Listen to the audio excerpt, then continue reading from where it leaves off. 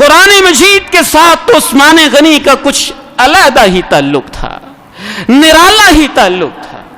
قرآن کو جمع کرنے والوں میں عثمان غنی کا نام آتا ہے، قرآن کو لکھنے والوں میں عثمان غنی کا نام آتا ہے، قرآن کو پڑھنے والوں میں عثمان غنی کا نام آتا ہے، قرآن کو پڑھانے والوں میں عثمان غنی کا نام آتا ہے۔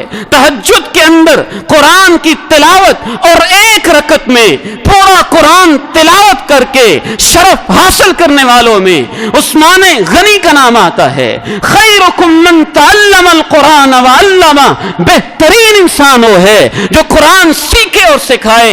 اس حدیث کو روایت کرنے میں عثمان غنی کا نام آتا ہے۔ عثمان کا تعلق قرآن کے ساتھ اس قدر مضبوط ہے، 40 دن اور 40 راتیں بھوک اور پیاس کے عالم میں گزر گئی۔ اللہ کے پیغمبر خواب میں تشریف لائے، کہا عثمان کل تیری افطاری میرے ساتھ ہوگی۔ باغیوں نے مدینے کا محاصرہ کیا ہوا، وہی منافق جو آج بھی عثمان غنی کے دشمن ہیں، اس وقت بھی دشمن تھے، عثمان غنی کا محاصرہ کیا ہوا، وہ آج بھی قرآن کے دشمن ہیں، اس وقت بھی قرآن کے دشمن تھے، عثمان غنی کا محاصرہ کیا ہوا۔ جناب عثمان غنی صبح نیت کے ساتھ سحری کر لیتے ہیں، کھانے کو کچھ نہیں ہے، پینے کو کچھ نہیں ہے، افطاری نیت سے ہو رہی ہے۔ اللہ کے پیغمبر کہتے ہیں عثمان گھبرانا نہیں، کل تمہاری افطاری میرے ساتھ جنت میں ہوگی۔ حوصلہ ملتا ہے۔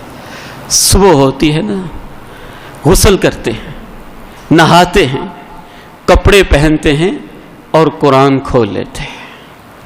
قرآن اور عثمان کا تعلق، قرآن کھول لیتے ہیں، تلاوت شروع کر دیتے ہیں۔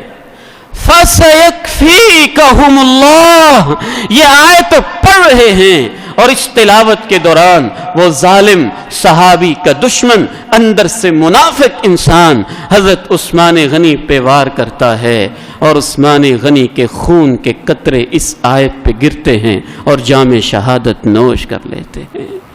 قرآن اور عثمان، ان کا آپس میں بڑا گہرا تعلق ہے۔ انشاءاللہ آئندہ اللہ کی توفیق سے ہم اس موضوع کو ستمبر کے دوسرے خطبہ جمعۃ المبارک میں مکمل کریں گے کہ عثمان غنی کی شان کیا ہے، ان پہ کیسے کیسے ظلم ہوئے ہیں اور کس طرح سے ان کو مظلوم مدینہ کہا جاتا ہے اور ذو النورین کہا جاتا ہے۔ اللہ سے دعا ہے ہمیں صحابہ کے ساتھ عمر بھر محبت نصیب فرمائے اور جنت میں صحابہ کے قدموں میں جگہ نصیب فرمائے۔ وآخر دعوانا ان الحمد للہ رب العالمین۔